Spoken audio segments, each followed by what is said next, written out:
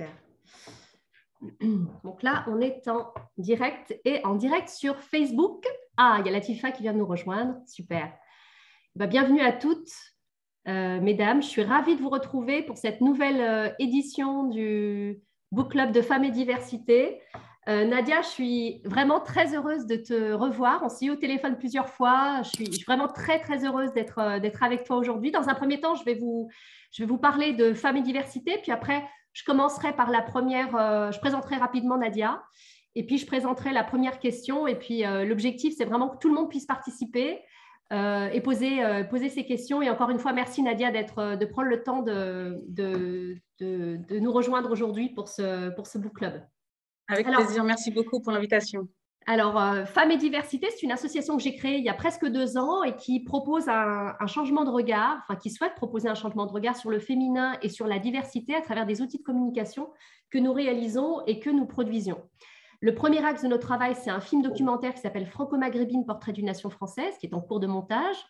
À vrai dire, je passe une bonne partie du mois prochain en montage pour ce film et il sera disponible en prédiff. D'ailleurs, Nadia, je t'avais invité pour la prédiff avant la fin de l'année, je pense. Le deuxième axe, c'est de travailler sur une collection de portraits de femmes de toutes les diversités, des portraits de femmes inspirantes par leur parcours et par leur récit de vie. Et enfin, le troisième axe, c'est de donner la parole à des écrivaines et à des intellectuels qui nous inspirent, qui nous enchantent, que ce soit autour de sujets liés à l'identité, au féminin et à la diversité, à l'inclusion, à tous ces sujets, à toutes ces thématiques qui sont portées par l'association. Alors aujourd'hui, notre book club aura lieu autour du livre de Nadia Atrobi-Safsaf. Nadia, voilà, frère de l'ombre. Nadia, tu es journaliste, rédactrice en chef du Courrier de l'Atlas, écrivaine, romancière et maman de 4 enfants. Et tu signes ton 5e ouvrage avec Frère de l'ombre, un roman qui retrace le parcours de 3 générations de Sénégalais, ce qui nous permet d'entrevoir un pan de notre histoire oubliée, le rôle clé de ces colonisés qui ont subi l'histoire plutôt qu'ils ne l'ont vécue pendant la Première et la Deuxième Guerre mondiale. Frères de l'ombre, c'est l'histoire de 3 hommes qui racontent ce lien à la France, ce lien particulier à la France. Issa, le tirailleur sénégalais de la Première Guerre mondiale, puis Ousmane, son fils, en 1939, qui s'engage par patriotisme et qui essaye de retrouver en fait le fantôme de son histoire familiale, comme on dit en psychogénéalogie. Et Djibril, enfin, en 2007, qui se voit embarquer malgré lui à découvrir sa filiation et la mémoire de ses ancêtres dans un contexte délétère où un président de la République ose dire « l'homme africain n'est pas assez rentré dans l'histoire ». Cette déclaration de Nicolas Sarkozy à Dakar en 2007, c'est ce qui t'encouragera finalement à écrire ce livre. Alors, ma première question, c'est pourquoi avoir choisi de l'écrire sous la forme d'un roman intergénérationnel plutôt qu'un récit historique? Alors, j'avais fait un premier roman qui était un récit historique. Alors, la trame de mes 2 romans, c'est vraiment l'histoire, la grande histoire, l'histoire de France. Et en fait, on verra avec le 3e tome que les 2 livres, qui peuvent se lire individuellement, sont liés. En fait, que c'est une trilogie, mais qui est prise séparément. Le premier, c'était sur les résistants kabyles de la Seconde Guerre mondiale, et qui parlait également du 17 octobre 61, qui parlait de la Shoah, qui parlait de la colonisation de la Palestine, et qui parlait un tout petit peu des tirailleurs. Il y avait quelques phrases que j'avais distillées, on va dire. Et là, dans ce roman, pourquoi la forme de 3 hommes? D'abord, je voulais changer de forme romanesque, parce que dans le premier roman, il y avait c'est un échange de lettres aussi, enfin un journal qu'on retrouvait. Donc là, je voulais changer et je voulais que ça soit incarné. Et on me pose souvent la question de pourquoi des tirailleurs sénégalais et pas des tirailleurs africains, enfin algériens, marocains, tunisiens, liés à mon origine, on va dire. C'est parce que justement, je voulais sortir de ça et je voulais pas être une auteure franco-maghrébine qui écrit sur les franco-maghrébins. Les tirailleurs sénégalais, c'est l'histoire de France. C'est pas l'histoire des tirailleurs sénégalais, c'est pas l'histoire du Sénégal, ce n'est pas l'histoire de la France et du Sénégal, c'est l'histoire de France avec histoire avec un grand H. Donc, je voulais raconter cette Seconde Guerre mondiale, mais aussi cette Première Guerre mondiale, parce que quand on parle des tirailleurs, c'est vrai qu'aujourd'hui, avec le film Indigène, on pense souvent aux tirailleurs de la Seconde Guerre mondiale. En réalité, ça a commencé en 1857, puisque Ça a été créé par, c'est un régiment de troupes légères qui avait été créé par Napoléon III. Donc, on part d'une histoire qui est quand même ancrée depuis plus de 100 ans en France, mais on a retenu que ceux de la Seconde Guerre mondiale. Donc, c'était la première chose. Et vraiment, la trame romanesque permettait de dire des choses que je n'aurais pas pu dire dans un essai, par exemple. J'aurais pas pu être aussi frontale avec Nicolas Sarkozy, par exemple, en disant que il mettait de l'huile sur le feu et que c'était une réponse à Nicolas Sarkozy, parce que il aurait fallu que j'argumente avec un travail, avec des arguments politiques. Donc moi, j'amène de l'histoire, de la mémoire et du politique, et tout ça, c'était possible sous la forme d'un roman. D'accord. Très bien. Alors, le fil rouge de... Je continue, hein. Si, mesdames, vous n'avez pas de questions, je poursuis l'interview. Le fil rouge de ton roman, c'est clairement la transmission de cette mémoire. C'est aussi quelque chose que je travaille beaucoup avec le film, mais c'est aussi le mépris et l'injustice que subissent 3 générations de Sénégalais liées à l'histoire de cette colonisation. Cette mémoire que nous portons parfois à notre insu, nous devons la revisiter pour lui donner du sens et une place légitime dans le récit de notre vie, mais aussi dans notre réalité, dans la réalité de notre pays. Ce devoir de mémoire qui t'anime dans tes engagements littéraires, mais pas que, puisque avec ton travail de journaliste et tes engagements autres, on en parlera tout à l'heure, notamment dans la future, enfin, dans la boîte d'édition que tu es en train de monter.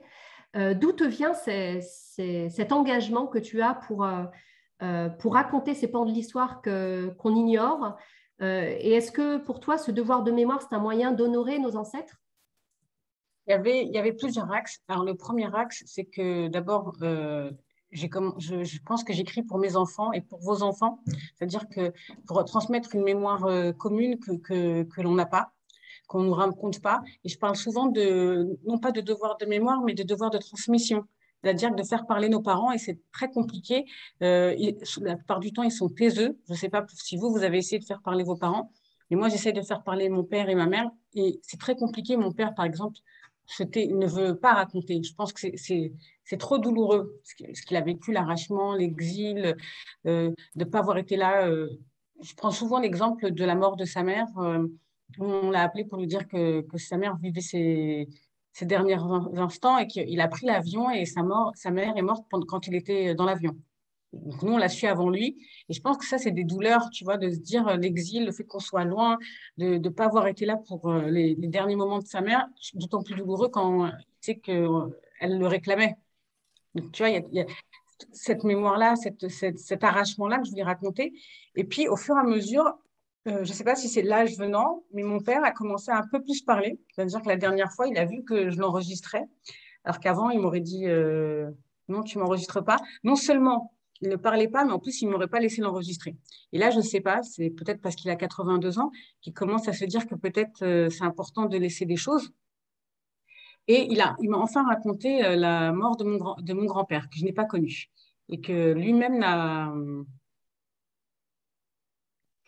pas connu, enfin, qui a connu très jeune. Il est mort quand il avait à peu près 6 ans. Et c'est des moments douloureux parce que tu te dis que c'est des histoires qu'on ne nous raconte pas, mais c'est douloureux parce que ça raconte aussi l'histoire de ton pays. C'est-à-dire que mon grand-père est mort pendant des travaux de terrassement demandés par l'armée française et il est mort enseveli sous une tonne de sable. Donc, il est mort ensablé.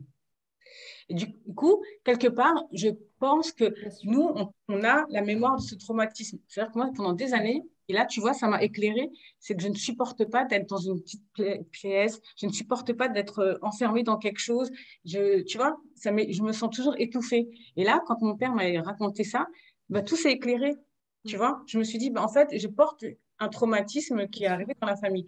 Et je pense que nous, on est comme un arbre, on a planté nos racines en France, et, mais on avait été arrachés avant. Et en fait, pour qu'on puisse aimer aussi la France, pour qu'on puisse aussi faire le nôtre, ce pays qui est le nôtre, tu vois, on a besoin de s'enraciner dedans et de s'enfoncer.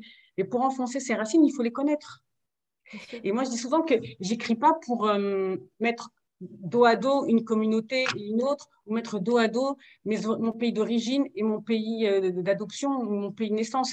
J'aime la France et j'aime la Tunisie, tu vois. Et les deux sont mon pays.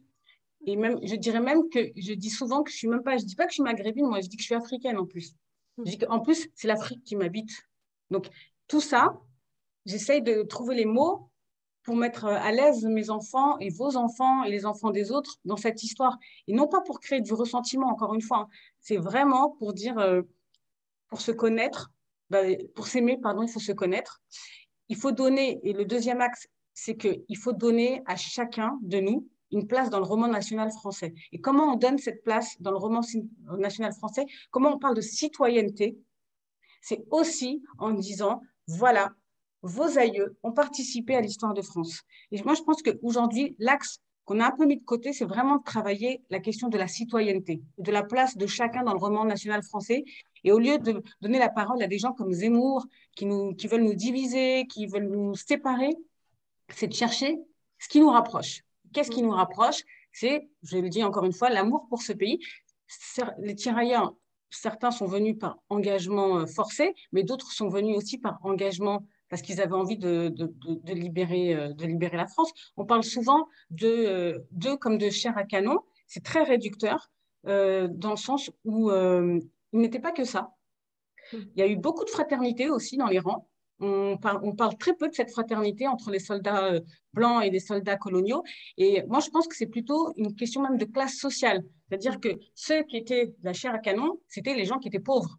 Même en France, c'était l'instituteur du village, c'était le postier, c'était le serveur qui était mélangé à ces tirailleurs sénégalais. Donc, c'est plutôt une question de classe sociale même que de couleur de peau. Tu vois.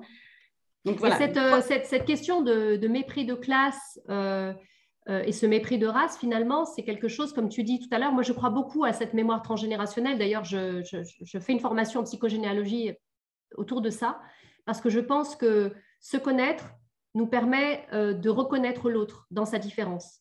C'est précisément parce qu'on est en soi, on accueille en soi ces traumas dont parfois on n'est même pas conscient, qu'on peut traîner d'une génération à l'autre.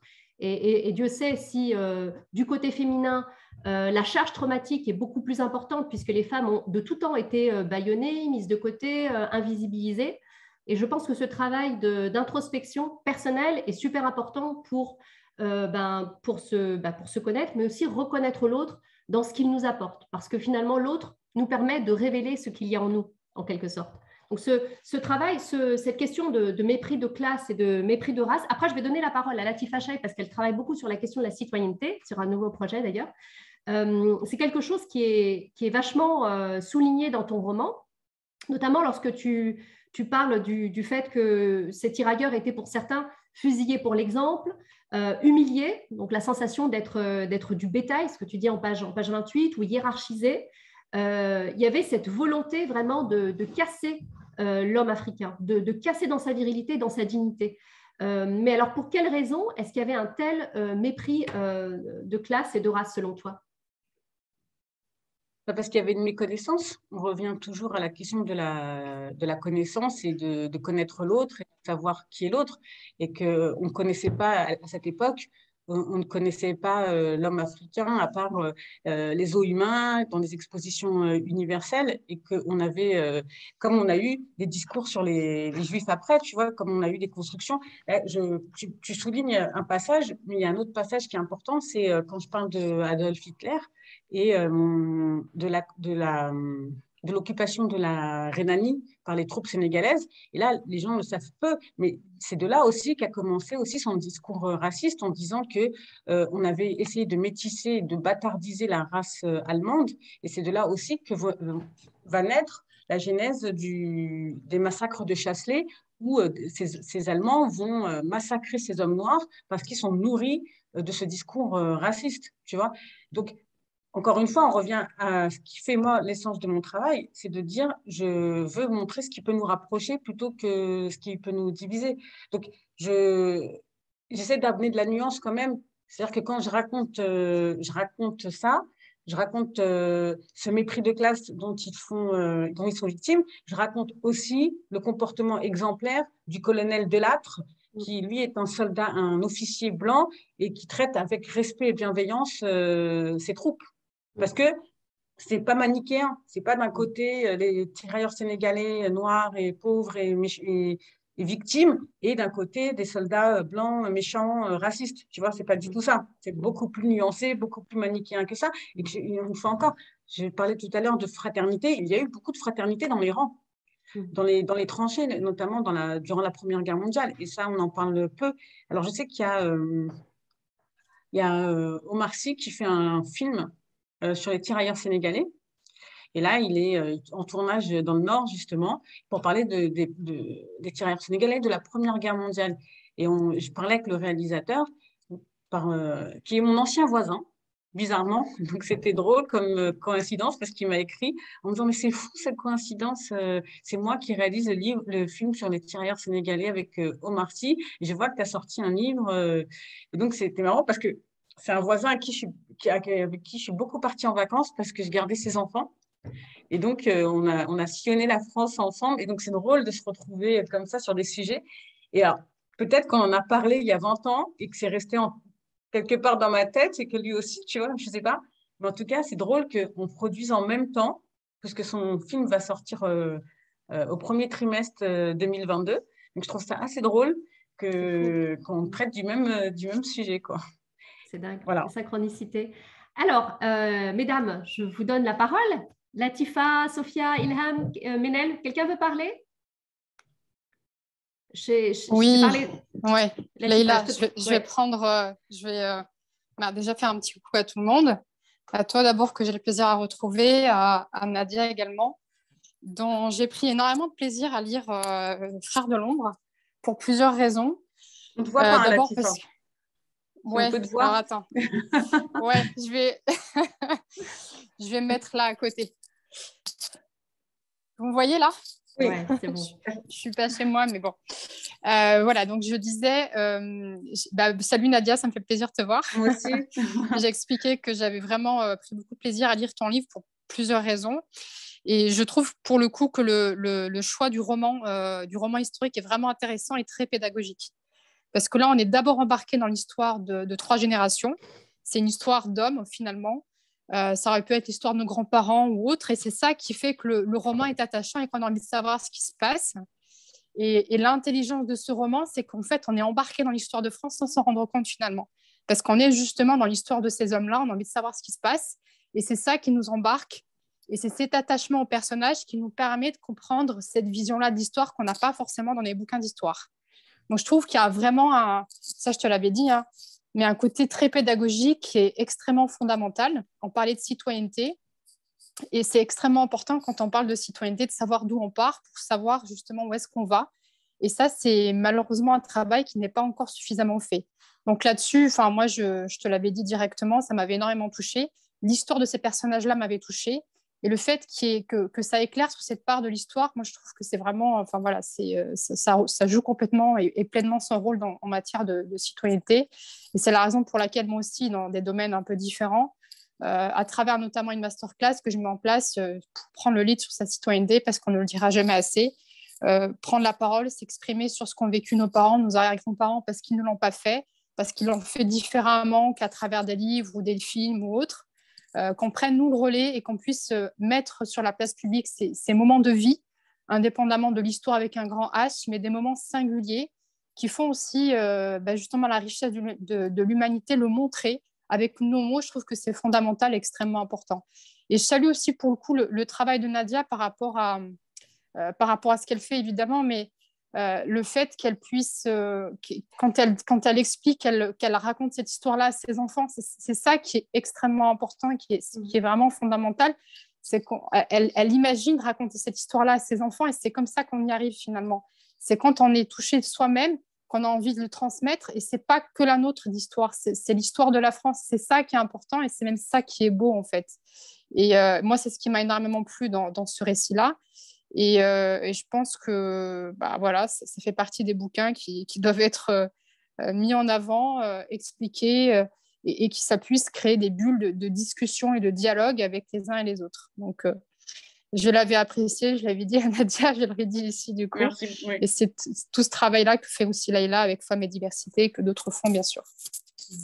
Merci beaucoup, Latifa. Merci. Mais tu vois, je rebondis sur ce que dit Latifa, c'est que même aujourd'hui, je trouve qu'on n'entend plus le mot citoyenneté dans le débat public.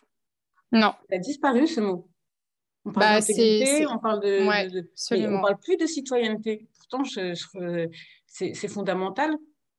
Moi, là, en ayant lancé ces derniers jours ma masterclass sur la citoyenneté en 3 étapes, j'ai reçu plein de commentaires justement en me disant, mais est-ce que la citoyenneté, c'est justement de ne pas boycotter, par exemple, la participation aux élections.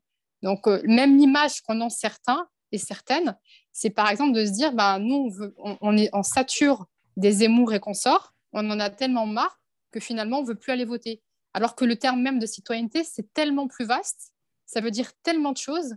Et on voit qu'il y a de gros bugs par rapport à ça et que le terme est même, enfin, ouais, c'est même, tu l'emploies, les gens, tu sais pas ce qu'ils y mettent derrière, en fait. C'est très vaste et voire complètement oublié et squeezé. Non, mais et puis aujourd'hui, il y a, je trouve, une responsabilité très importante des médias qui donnent la parole à Zemmour et qui après s'interrogent sur le fait qu'il est en haut dans les sondages. Mais peut-être que si à un moment donné on arrêtait de lui donner la parole, il serait peut-être pas si haut dans les sondages déjà, C'est première clair. chose. Et tu vois bien qu'il y a un choix qui est fait. Une petite anecdote, moi j'avais une journaliste d'un grand média on devait faire une vidéo pour mon livre et elle a annulé 3 fois pour faire la vidéo, mais genre 3 fois le jour même à chaque fois. Et alors que moi, à chaque fois, je m'étais quand même aussi préparée et à la fois dans mon discours, mais aussi physiquement, parce que tu sais, tu dis c'est une vidéo, il faut que je sois coiffée, maquillée. Et donc, ceux qui savent, savent. C'est-à-dire que je me maquille pas tout le temps. Et du coup, et en fait, ce que je veux dire, c'est que elle a estimé que c'était pas important finalement. C'est ce que je lui ai dit. Elle s'est vexée, mais je lui ai dit, mais en fait, vous estimez, puisque vous avez annulé 3 fois de suite, que le discours que je porte n'est pas suffisamment intéressant, parce que quand tu es intéressé par un sujet, tu prends le temps et tu trouves le créneau pour le faire. Par contre, faire un Absolument. article sur la journée nationale des toilettes ou de, je sais pas quoi, et puis la journée nationale de la bonne humeur, tout ça, ils ont le temps, ils le trouvent. Ouais. C'est juste que je pense que nos discours ne les intéressent pas finalement, parce que on n'est pas dans le cliché de nique la France, on n'est pas dans le C'est ça. cliché, tu vois, euh, Mm. est-ce que vous aimez la France? Vous avez un problème avec la France? Non, en Ouais, fait, si c'est tu ça. lis mon livre, au contraire, c'est un amour à la France. Oui, Je il n'y a C'est pas une de clame, déclaration victimisation. d'amour. Ouais. oui, Ouais. je clame le fait que j'appartiens à ce pays et que j'aime ce pays et que je me sens aussi importante dans l'histoire de ce pays, de décrire cette histoire de ce pays. Et je pense qu'en fait, ces discours-là ne les intéressent pas. Ce qu'ils veulent, c'est du clash, du buzz et pas de la réconciliation, pas de la modération.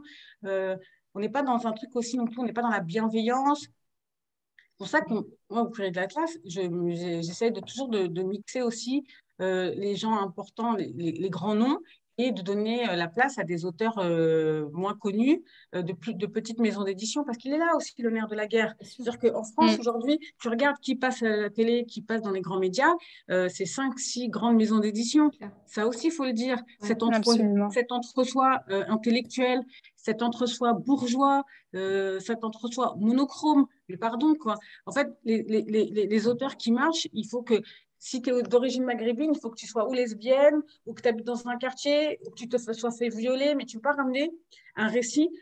Moi, je suis franco-maghrébine, mais mon récit, c'est un récit qui va parler à tout le monde. Il n'est pas excluant. Je ne vise pas une catégorie. Je ne vise pas que les Africains. Je ne vise pas les Sénégalais. Je vise tout le monde. Tu vois. Et aujourd'hui, ce qui marche, c'est la littérature marketing, j'ai envie de dire, qui est Ouais. segmentée. Et c'est aussi pour ça, on en parlera tout à l'heure. Qui est clivante, ouais. Alors Oui, que quand tu tiens un discours un peu universel, forcément, ça fait et nuancé et complexe. Forcément, ça tu intéresse vois, moins puisqu'il n'y a pas le buzz. est-ce qu'on poserait les mêmes questions à Cécile qui est à côté de moi, ma voisine, Mm. qui est franco-française, d'origine très lointaine espagnole? Est-ce qu'on va lui poser les mêmes questions qu'à moi sur est-ce que tu aimes la France? En parlant, si Ouais. tu écrivais un livre sur les tirailleurs sénégalais. Tu vois ce que je veux dire? Il y a aussi ça, tu vois, il y a cette responsabilité aussi de mes collègues que je pointe, des journalistes qui ont besoin d'essentialiser les auteurs pour comprendre leur travail. Mais demain, moi, j'ai envie d'écrire sur les Arméniens. Voilà, parce que je trouve qu'il y a une histoire à raconter sur les Arméniens, tu vois. Demain, j'ai envie d'écrire sur les boat people. J'ai le droit d'écrire sur les boat people, tu vois. Et on va quoi? On va aller regarder aussi à la lorgnette de qu'est-ce qui peut rapprocher les boat people de Nadia Atroubi, de son origine Ouais, c'est ça. franco-tunisienne, musulmane Ouais. d'apparence. Tu vois, c'est Ouais, c'est ça. insupportable. Ouais, il y a une question de légitimité là qui est à, Ah, mais qui elle est est terrible, à cette... ah, Yasmine. mais Ouais. la question de la légitimité, du sentiment d'imposture, on en a parlé plusieurs fois aussi avec Mm, Latifa, mm, sur le syndrome d'imposture. Et je pense qu'on ne nous apprend pas à prendre notre place. Et en mm. tant que Mm. femme, et en tant que femme issue de l'immigration, et que, tu vois, mais limite, on doit s'excuser. Et quand on est tu vois, les gens, quand moi je leur dis je suis timide, par exemple, ils me disent mais non, t'es pas timide. Mais en fait, je suis une timide qui se force et qui, du coup, je me lance. Et comme je me lance, ben, je me lance avec toute la brusquerie que ça peut provoquer, tu vois, d'un éléphant dans un magasin de porcelaine, tu vois, d'avoir l'air d'être une grande gueule et tout. Mais c'est parce qu'en fait, je me force. Tu vois ce que je veux dire? Et après, tu te dis, bah, c'est trop tard, j'y vais. Tant qu'à faire, autant y Ouais, aller tu vois. jusqu'au bout. Alors, qui peut prendre la parole là? Ilham, Sophia, Menel. Sophia, je t'en prie. Alors, bonjour à tous. Moi, il m'a beaucoup touché ton film et je rejoins totalement Latifa pour dire que ce livre, il devrait être entre les mains des collégiens, à l'école en tout cas. Franchement, un prof d'histoire géo comme un prof de français parce que en fait, c'est touchant parce que c'est des histoires qu'on a rendues vraies parce qu'il y a eu, voilà, il y a des personnages auxquels on s'attache. Mais moi, ça me fait écho aussi par rapport à... Moi, je suis dans une association qui s'appelle Devoir de réconciliation et de mémoire et de réconciliation. Donc, pour le coup, qui est plus axé sur les événements qui touchent les Algériens. Et dans cette association, on travaille autour de la mémoire, autour de dates, hein, si tu veux, le 17 octobre. Là, par exemple, on travaille sur le 19 mars, mais il y a aussi le 8 mai 45. Le 8 mai 45 qui est très polémique, qui est très compliqué à gérer aussi, parce qu'il fait écho à une répression très forte et une victoire auquel ont participé, là pour le coup je parle des Algériens, mais bon, il n'y a pas que les Algériens, mais auxquels ont participé en force les Algériens. Mais Faut que tu voilà, lises donc mon premier ça m'a roman. beaucoup... Il faut que Oui, tu lises, j'ai vu, mais je vais le lire. parce que dans mon Je vais premier le roman, lire et il y a un ouais, 8 ouais, mai, ouais, complètement. Ce sont nos frères et leurs enfants. sont nos enfants. Ce sont nos frères et leurs enfants sont nos enfants. Mais C'est parce que celui-là, hein. voilà, il parle du 8 mai, et il dit qu'il ne comprend pas le personnage. Il dit au moment où on festoie en France, et ben, en Algérie, on tue des gens. Il le dit, ça, tu vois, il l'amène, Exactement. il le dit parce que c'est vrai que ça aussi, cette histoire, elle est faite, elle est douloureuse aussi, cette histoire commune, tu vois. Mais comment aujourd'hui, est-ce qu'on doit rester dans le ressentiment? Mais c'est compliqué parce que c'est une question politique et en même temps, c'est aussi parce que peut-être que la France, elle ne regarde pas dans son entièreté cette histoire. Et que, tu vois, enfin, il y a eu tous ces débats autour de la question de... Et je pense qu'en 2022, ça va occuper une partie des présidentielles. Ça va être aussi l'anniversaire de l'indépendance de l'Algérie et de la question de la mémoire. On y est déjà, enfin, on est déjà là-dedans, hein, dans ces questionnements-là. Pour moi, la mémoire, c'est un sujet politique et les gens ne s'en rendent pas compte. C'est complètement un sujet politique. C'est une histoire et ça remet en cause. Enfin, en plus, quand tu regardes que ce soit le message que tu fais passer à travers ce livre par rapport à la citoyenneté, parce que on va revenir à ce mot, il est important, et encore plus important aujourd'hui avec les enjeux que ça implique lors d'une élection. Mais tant qu'on n'a pas fait ce travail sur notre mémoire et sur notre histoire, sur nos racines, comment on va s'approprier cette citoyenneté? Quand bien même on peut l'avoir aujourd'hui, la jeunesse peut l'avoir à partir du moment où ils ont 18 ans, en réalité, ils ne se l'accapare pas, cette citoyenneté. Ils n'existent pas, ils sont toujours ces invisibles qui ne votent pas, qui donnent pas, et à qui on ne donne pas forcément la parole aussi, parce qu'on va donner la parole beaucoup à des gens et peut-être volontairement euh, euh, aiguiller les votes ou la pensée des gens à travers les médias, parce qu'ils ont une grosse responsabilité, les journalistes, à travers cette Oui, bien sûr. surmédiatisation. Mais enfin voilà, je te remercie en tout cas pour ce livre parce que il a une importance capitale dans l'appropriation des jeunes et des moins jeunes, parce que même moi j'ai 43 ans, mais beaucoup de gens de mon âge ne s'approprient pas aussi cette citoyenneté parce qu'ils ne se sentent pas appartenir à la nation ou à la France. Et alors que on a, voilà, notre histoire fait que on appartient à la France autant qu'elle nous appartient. Voilà.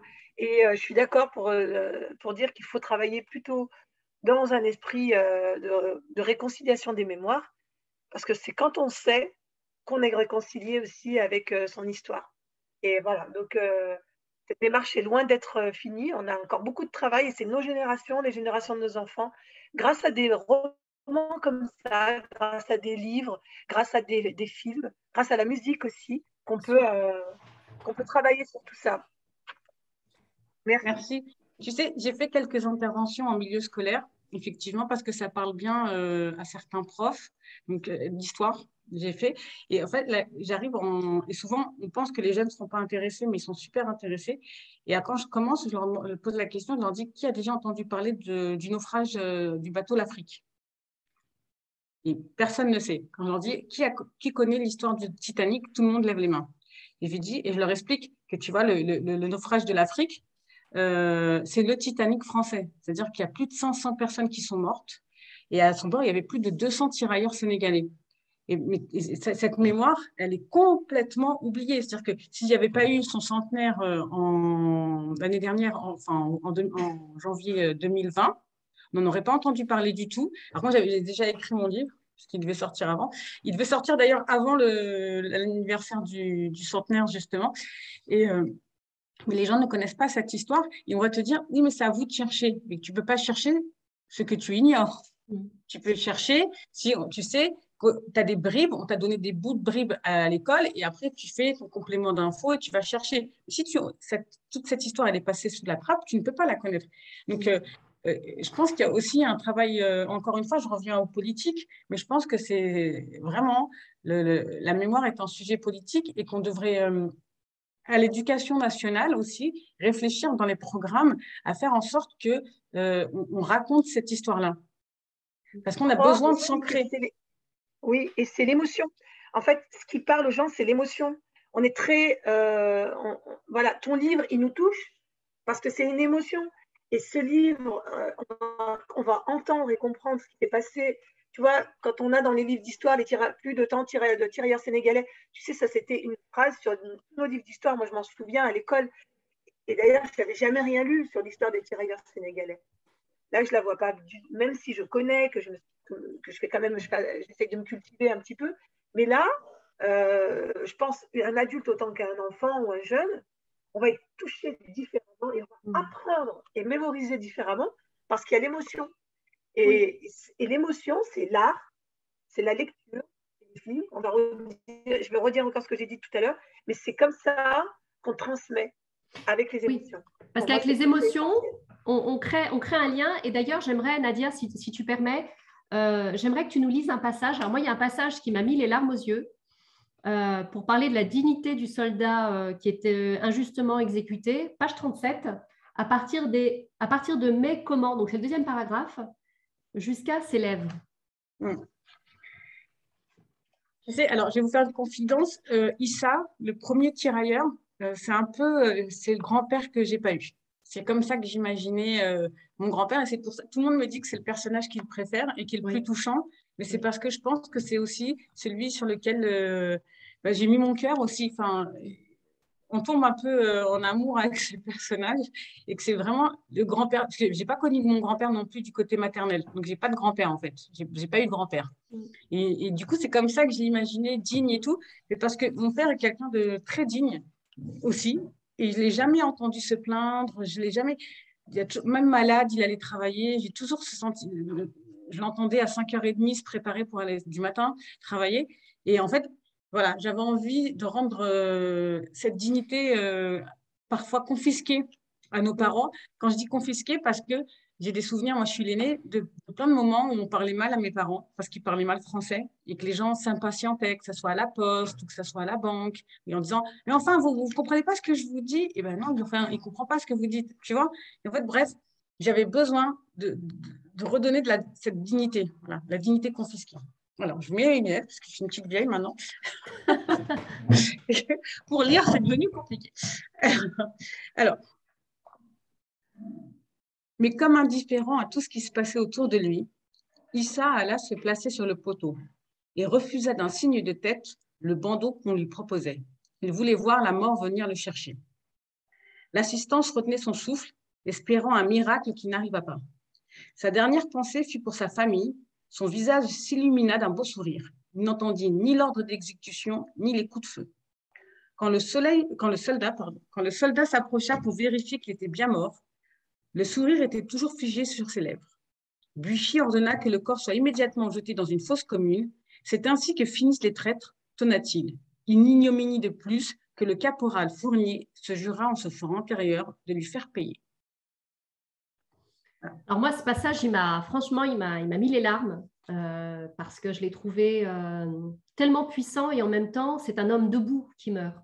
C'est un homme debout avec tout son honneur, toute sa dignité, qui s'est battu avec corps et âme pour une nation à laquelle il croyait en tout cas, et qui meurt digne face au mépris et face à cette exécution injuste, quoi. Et je trouve là, que... tu vois, et là, j'amène de la nuance quand je dis, tu vois, c'est Buchy qui le fait exécuter, Oui. donc le soldat, l'officier blanc, et en même temps, tu vois, il y a le caporal Fournier qui dit qu'il fera payer cette injustice. Tu vois, Oui. On est vraiment dans la nuance. Tu vois, et on le voit après, on découvre après ce qui sera fait et comment finalement cette dignité sera restaurée, comment cette mémoire sera restaurée et comment finalement derrière tout ça, ce sont des liens humains qui se tissent au-delà de la barbarie. C'est que voilà, l'humain, ou en tout cas l'humanité, surgit et elle continue à perdurer malgré l'ignominie.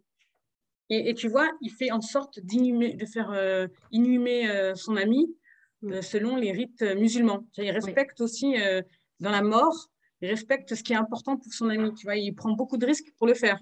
Oui, oui, tout à fait. Tu vois, Ilham, je te donne la parole. Oui. Alors, merci pour l'invitation. Moi, j'ai découvert cette formule il y a quelques jours. Alors, je n'ai pas encore lu le livre, mais je me suis quand même connectée parce que le sujet m'intéresse. Je lis beaucoup depuis 2 ans sur la mémoire, l'esclavage, la colonisation. Et bon, ce n'est pas du tout mon domaine, mais je me suis impliquée dans des associations qui travaillent là-dessus. Et il y a 2 choses c'est surtout la transmission qui m'intéresse. Et si je me suis connectée, c'est parce qu'on avait la possibilité vers le confinement d'avoir Nadia à Lyon. Enfin, je ne sais pas si tu te souviens, pour des visites de Chasselet. Et puis, ça ne s'est pas fait avec le confinement. Et donc, je regrette d'ailleurs, parce que j'aimerais vraiment venir un jour. Je suis venue à Chasselet, mais j'aimerais bien revenir pour parler du livre avec des gens du coin. Voilà, et donc, nous, en fait, l'idée, peut-être avec ton livre ou d'autres, c'est de transmettre au niveau scolaire. Donc, c'est ce qu'on va essayer de refaire maintenant qu'il n'y a plus le confinement. Et puis, pour revenir sur un autre sujet qui a été abordé au début, c'est vrai qu'on n'attend pas les maghrébines sur des sujets qui ne sont pas sur la cité, le grand frère, le machisme. On ne les attend pas sur ces sujets et c'est intéressant. Merci, Ilham. J'avais pas envie, mais tu sais, j'aurais pu publier dans une grande maison d'édition, je le raconte souvent cette anecdote. Le premier livre que je devais faire, c'était Ce sont nos frères et leurs enfants sont nos enfants. Et j'avais été contactée par une maison d'édition qui avait reçu par une amie les premières pages. Et ils me disent, voilà, on est intéressés, on a envie de faire ce livre avec vous. Mais 2 choses, il faut enlever la partie israélo-palestinienne parce que comprenez, vous êtes franco-maghrébine, ça va être mal compris et on va nous traiter d'antisémites et tout ça. Donc, preuve qu'elle n'a pas du tout compris le livre parce que j'ai gardé le livre dans la même trame et je l'ai dédicacé dans une synagogue et j'ai reçu le prix Les Voix de la Paix par le rabbin Yann Boissière, ce livre. Donc, vraiment, elle n'a pas du tout compris le livre. Et là, elle me dit, écoutez, d'accord, on pourra le défendre comme en 2e roman, mais est-ce qu'en 1er roman, vous ne voulez pas nous faire un livre sur une fille qui vivrait dans une cité et qui arriverait à s'en sortir malgré le poids de la famille, des traditions? Alors, je la regarde vraiment complètement estomaquée. Et j'étais avec une amie auteure, celle qui nous avait mis en relation avec l'éditrice, qui, elle, met sa main sur mon genou pour me calmer parce que ça me connaît et ça allait sortir les griffes. Et je lui dis, mais vous savez, moi, j'ai grandi à Palais-Royal, musée du Louvre. Alors, quelle cité, en fait? Qui me dit, oui, c'est bien de partir de votre vécu, mais quel vécu? Moi, j'ai grandi à Palais-Royal, Musée du Louvre. La cité du 2. Je me faisais charrier par mes copains qui me disaient la cité du 2e. Tu vois? Donc, ça ne part pas du tout de mon vécu. Et quand bien même j'aurais vécu ça aussi, peut-être que je n'ai pas envie d'écrire sur ça. Bien sûr. Quand bien même je l'aurais vécu, pourquoi essentialiser les gens? C'est pour ça que j'ai un rapport un peu amer aussi à l'édition, même si je ne devrais pas dire ça, parce que là, j'ai signé pour une grande maison d'édition pour mes prochains livres. Donc, voilà, le travail paye, finit par payer, j'ai envie de dire, et pour des livres sur lesquels ce sera moi. Je veux dire, je n'aurai pas besoin de travestir les récits de quelqu'un d'autre. Ce sont mes récits qui les intéressent et les voix que je porte qui les intéressent. Mais il y a aussi ce travail de réflexion à faire autour de l'édition. Et je ne peux pas le faire toute seule. Mais il y a d'autres gens qui s'en plaignent aussi. Mais à un moment donné, je pense qu'il faudrait écrire une tribune ou faire quelque chose pour dénoncer ça, pour dénoncer cette essentialisation et cette facilité aussi à laquelle on nous met une étiquette. Encore une fois, moi, je ne suis pas une auteure franco-maghrébine. Je veux être considérée comme une auteure. Oui. Justement, est-ce que tu peux nous parler de ta maison d'édition? Parce que tu as lancé il y a quelque temps en bande organisée, qui est une bonne nouvelle. Parce que c'est vrai que moi, je reçois et je parle avec beaucoup d'auteurs, d'autrices, d'écrivaines, de romancières. Et ce qui revient souvent, c'est que lorsqu'elles parlent, qu'elles commencent à discuter avec des maisons d'édition, on leur dit souvent, bah, est-ce que tu pourrais, s'il te plaît, parler d'un sujet qui n'a rien à voir avec le propos du livre? Et c'est vrai que c'est assez rebutant, puisque au final, on a envie d'être publié et en même temps, eh ben, on veut quand même donner naissance à un bébé qui nous ressemble, quoi. Et moi, je l'ai vécu aussi pour le film. Des boîtes de production m'ont demandé d'atrophier certaines parties, etc. Et donc, au final, j'ai dû refuser et le faire moi-même, quoi. Donc, est-ce que tu peux nous parler de bandes organisées et pourquoi ça existe? Mais avant ça, je vais dire un mot aussi encore de Frères de l'Ombre, parce que avec Roger Tavernier, qui est l'éditeur de Zélige, on a eu des discussions sur des choses qui lui paraissaient pas vraisemblables, qui lui paraissaient invraisemblables.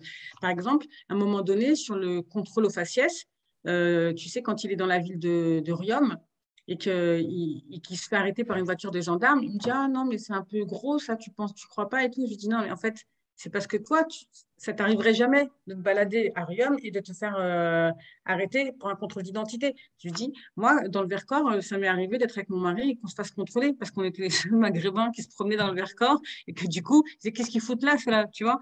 Enfin, à un moment donné, c'est pas parce que lui ne l'a pas vécu que ça n'existe pas, ce que j'essaie d'expliquer. Et les éditeurs, c'est beaucoup ça. C'est-à-dire que tu leur racontes des situations et pour eux, comme ça ne fait pas partie de leur logiciel, ça ne fait pas partie de leur grille de lecture, donc ce n'est pas possible. Tu vois?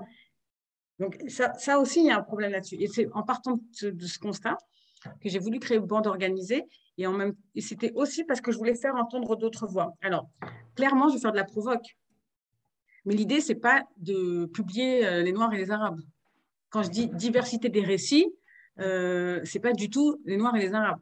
C'est diversité des récits, c'est d'avoir des récits qu'on ne lit pas.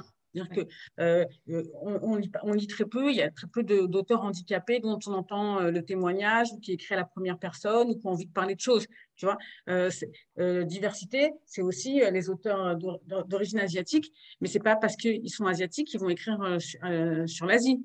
Ils peuvent poser à toutes choses. Donc j'avais envie aussi d'apporter ce regard, cette expérience d'auteur, mais aussi de rédac-chef, parce que finalement, éditrice et rédac-chef, il y a une très forte proximité. Hein, c'est de travailler sur des angles, réfléchir à comment on traite un sujet, et voilà, et suivre d'un bout à l'autre ou l'article ou le livre. Donc finalement, c'est pas ça.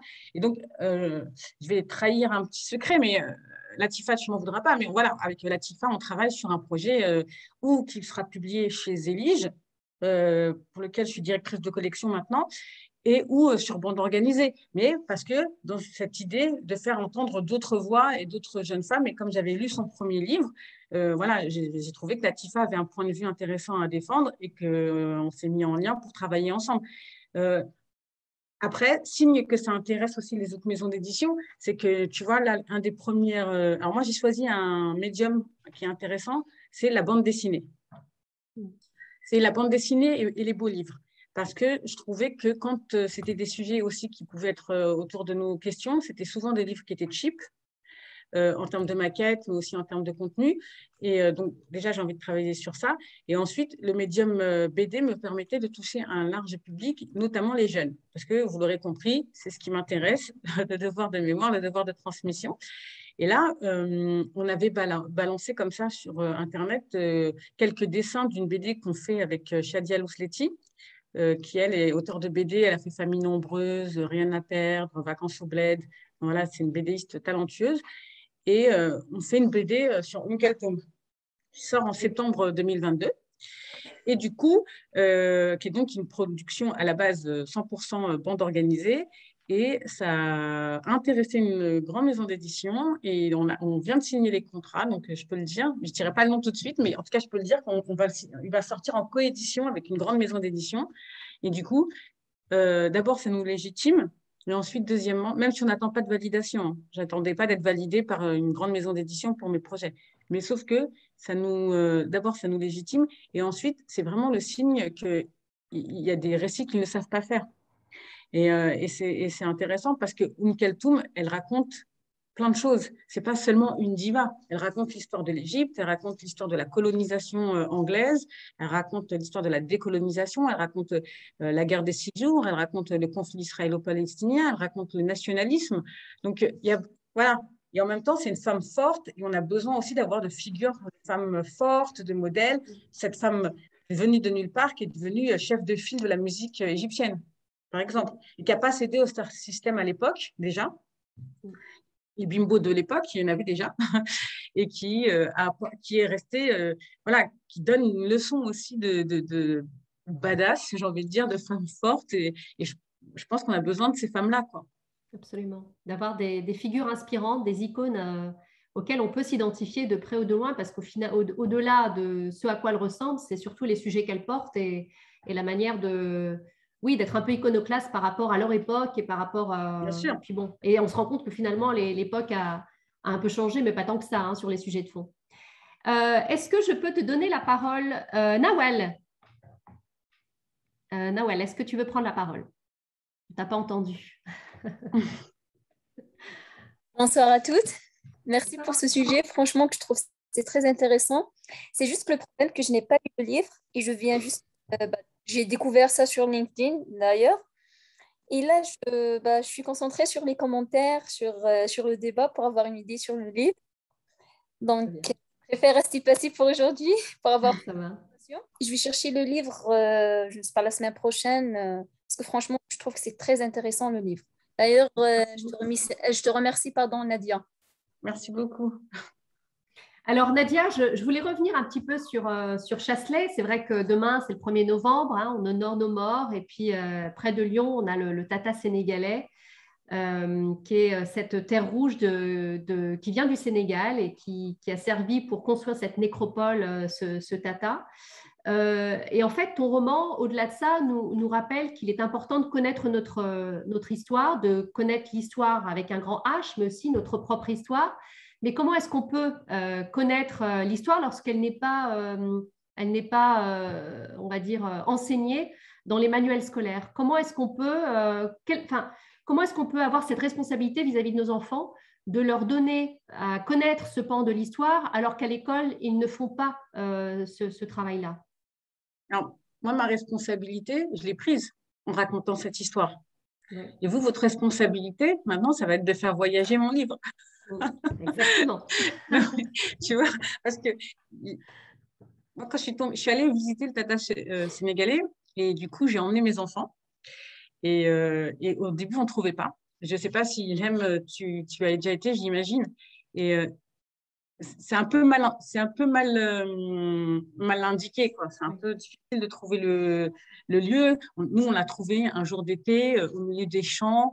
Il y avait personne. C'était très beau, hein, il y avait personne et tout. Mais il y a plein de choses qui m'ont frappée. D'abord, le fait que c'était mal indiqué, le fait qu'il y avait des fleurs en plastique pour fleurir les tombes. Et tu vois, ça m'a donné l'indication que finalement, il y avait très peu de gens qui venaient se recueillir ici. Parce que je me suis dit, s'il y avait des gens qui venaient se recueillir, on aurait des fleurs. on aurait des plantes, peut-être qui seraient en train de courir sur elles-mêmes, mais en tout cas, il y aurait signe de vie, tu vois. Et moi, ce qui m'a frappé, c'est que c'était vraiment... c'était pas lugubre, parce que c'était un soir d'été, il y avait les blés, il y avait une légère brise qui balayait les blés, enfin, tu vois, c'était très beau même. C'était même, il y avait une lumière un peu comme ça sur ce lieu, ocre, c'était même, je me disais qu'il y avait de quoi faire un tableau. Et en même temps, ça m'a laissé un grand sentiment de tristesse, parce que je me suis dit, en fait, on les a vraiment oubliés. En fait, c'est vraiment ce que ça m'a donné comme un sentiment d'être dans un endroit oublié de tous. Et donc, c'est pour ça que c'est un moment important dans le livre quand même, parce que je voulais qu'on se vraiment... Parce que on est dans le concret là. Il y a 196 stèles de soldats coloniaux.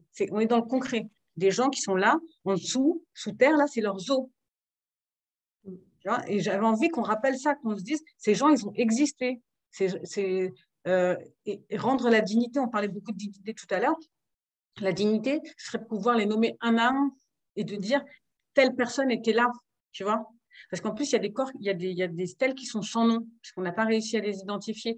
Et voilà, je trouve qu'à notre époque, aujourd'hui, avec l'ADN, avec tous les progrès scientifiques, on pourrait aussi chercher ces gens, retrouver leur famille, leur donner un nom, tu vois. Oui, absolument. C'est ce travail de mémoire qui est aussi de réhabiliter la mémoire de ces morts et de leur redonner leur place dans le récit de notre histoire nationale. Ménel, je te vois apparaître. Est-ce que tu veux intervenir? Oui, j'apparais comme par magie. Oui, encore une fois, désolée, j'ai un souci avec ma caméra, donc c'est pour ça que je coupe. Mais là, je prends la parole, donc c'est plus agréable de me voir même un peu déformée. Alors oui, moi, je voulais prendre la parole par rapport à votre ouvrage, je vais encore en rajouter une couche, mais qui est vraiment super et essentiel. Et moi, il m'a beaucoup questionné en fait. Voilà, il a fait résonance, bien sûr, avec le film indigène de Rachid Bouchareb, de certains ouvrages. Et au-delà de là, la question, est-ce qu'on va régler un jour cette injustice, rétablir ce qui s'est passé? Et au-delà de ça, c'est soulevé dans le livre à un moment, c'est qu'il y a une injustice terrible pour les personnes, enfin, c'est ceux-là qui ont été oubliés et leurs familles également. Vous abordez le sujet par rapport à la mère d'Oussama, quand elle l'envoie, elle estime que c'est à l'État français de prendre le relais et d'assurer une vie digne pour son fils, l'école, etc. Et vient la question aussi de ces familles, ces femmes qui sont retrouvées sans rien, avec des époux décédés, etc., des enfants peut-être partis ou autres, et qui n'ont pas été dédommagés à aucun moment.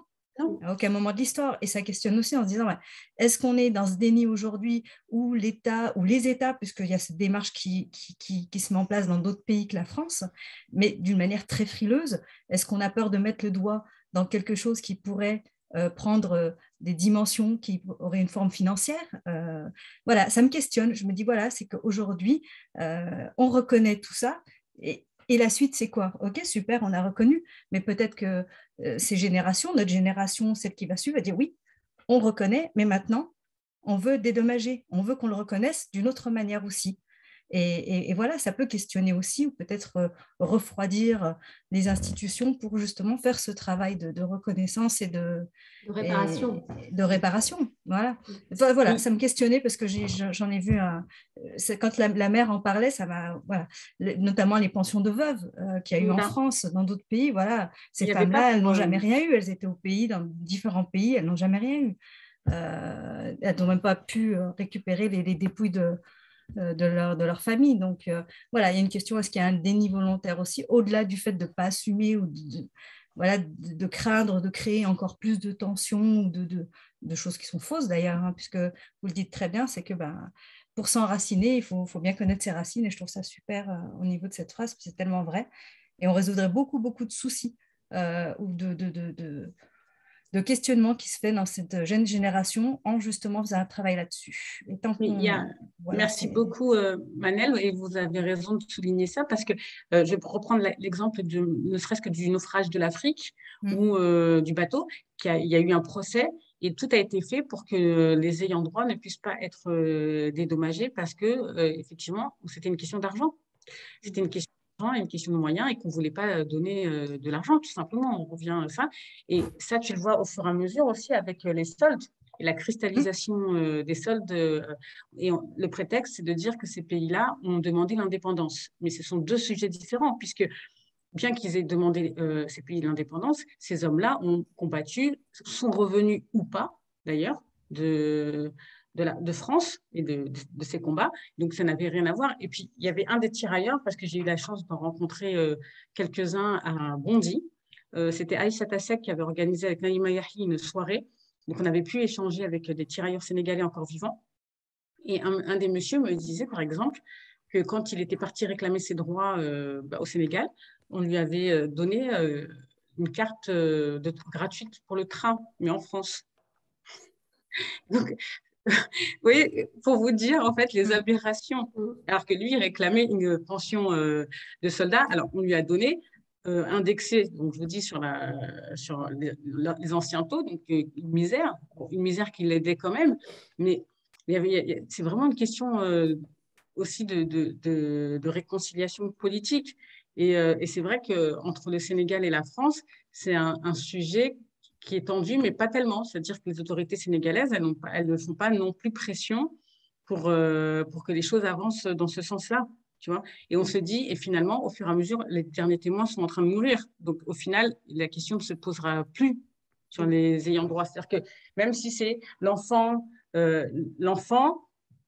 qui recevait la pension de son père ou la veuve, mais ce n'est pas prolongé dans l'arbre. Tu vois, à un moment donné, ça s'arrête. Donc, en fait, ils misent sur la mort de ces tirailleurs, finalement, de se dire, de toute façon, la question, elle sera bientôt réglée puisque les derniers témoins sont bientôt morts. Et il y a un sujet qu'on n'a pas abordé, et comme je vois que le temps passe vite, je l'aborde, sur le massacre de Thiaoré. Parce que c'est un crime, c'est un sujet aussi qui cristallise encore aujourd'hui entre la France et le Sénégal.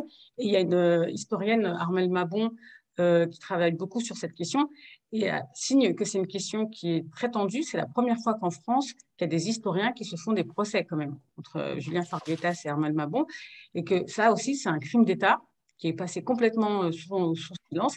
Et un jour, les archives parleront, les vraies archives, et qu'on saura qu'effectivement, il y a eu... alors, le massacre de Thiaoré, c'est en 1944. C'est des soldats sénégalais qui refusent d'embarquer sur un bateau à Morlaix pour Dakar parce qu'ils veulent être payés. Ils n'ont toujours pas reçu leur pension depuis 5 ans. Et que donc, ils disent non, maintenant, on sait que si on rentre au pays, on n'aura pas notre argent. On le sait parce que les tirailleurs de la Première Guerre mondiale sont rentrés, ils n'ont rien eu. Donc, ils ne sont pas d'avis de revivre cette injustice. Et du coup, certains ont refusé d'embarquer, donc eux, ils sont emprisonnés à Morlaix et d'autres partent sur le bateau. Et à Dakar, il y a une mutinerie. D'après l'armée française, c'est une mutinerie. Et en fait, c'est l'armée française qui va tirer sur ces soldats. C'est une aberration. Et il n'y a que, il y a que le colonialisme qui permet ça, en fait, que des propres soldats français tirent sur d'autres soldats de l'Empire français. Et jusqu'à maintenant, on pense que le chiffre, moi je fais partie des gens qui sont d'accord avec Armelle Mabon et qui pensent que ce chiffre de moins d'une 50aine de personnes tuées est minoré, puisqu'on sait qu'à l'appel, il manque plus de 400 personnes. Où sont passées ces 400 personnes? Elles ont disparu entre le moment où elles ont embarqué sur le bateau et le moment où elles ont débarqué à Dakar, il y a un trou. On ne sait pas où sont passés les gens. Donc, si on ne sait pas où sont passés les gens, c'est qu'ils ont été passés par les armes. Enfin, on peut supposer ça, en tout cas. Après, moi, je ne suis pas historienne, je n'ai pas eu accès à toutes ces archives-là parce qu'elles sont classées secret défense. Mais dans la suite, dans le troisième tome, je vais parler plus profondément du massacre de Thiaoré, dont je parle à la fin du livre, et je vais revenir sur les tirailleurs des résistants kabyles du premier roman. Et en fait, où je posais aussi un certain nombre de questions. Dans ce troisième livre, il y aura tout le dénouement. Voilà. Ben, c'est une excellente manière de finir cet échange. Sauf s'il y a une autre question, une autre intervention. Je te laisserai le mot de la fin, Nadia, avant de conclure. Plaisir. Alors, vas-y, à toi. Je t'en prie, Nadia. Ah, ouais, là, je crois que... Écoutez, merci beaucoup. J'espère que celles qui ne l'ont pas lu auront envie de le lire.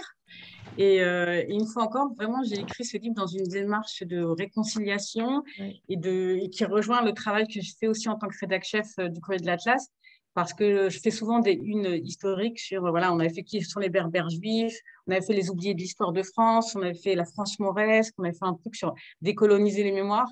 Donc, c'est vraiment un sujet qui traverse tout mon travail. Et voilà, et un livre n'existe que grâce à ses lecteurs et ses lectrices. Donc, j'espère que vous le ferez voyager loin et longtemps. Voilà, merci beaucoup. Merci beaucoup, Nadia, pour ce beau roman auquel on s'identifie aussi parce que ça fait partie de notre histoire. Et surtout, c'est un roman qui nous rappelle que nous ne pouvons pas échapper à notre histoire, à notre filiation, à notre mémoire.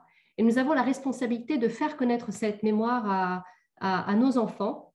Ce devoir de transmission, il m'est cher aussi. Et c'est pour ça que j'ai hâte de lire ton autre roman. Ce sont nos frères et nos enfants sont leurs enfants. Ce roman qui parle de ces justes Algériens qui ont sauvé les enfants juifs de la rafle du Veldiv. C'est aussi, ça fait partie aussi de notre mémoire, de notre histoire. Et j'espère t'inviter à une prochaine édition du Book Club. Merci Nadia pour ton engagement. Je suis très admirative du travail que tu conduis, de ce travail de fond sur l'histoire et de cette transmission que tu mets en œuvre de manière apaisée, de réconciliation. Et ça c'est tout à ton honneur pour ne pas rentrer dans le clivage de nous contre eux. Et de dévoiler ces pans de l'histoire qui sont peu connus, mais qui sont tout aussi édifiants parce qu'ils nous permettent de raviver notre mémoire et de construire nos identités. Donc, pour ma part, je vous donne rendez-vous le 12 décembre prochain en compagnie de Nadia El Bouga pour parler de sexualité dévoilée avec son livre. Donc, on va aborder la sexualité dévoilée avec Nadia El Bouga, qui est sexologue, clinicienne, chroniqueuse sur Beurre FM, entre autres. Et je vous donne rendez-vous dans un peu plus d'un mois, puisque le mois prochain, je suis en montage. Je vous embrasse toutes et excellent dimanche. Bon montage, merci. Au revoir.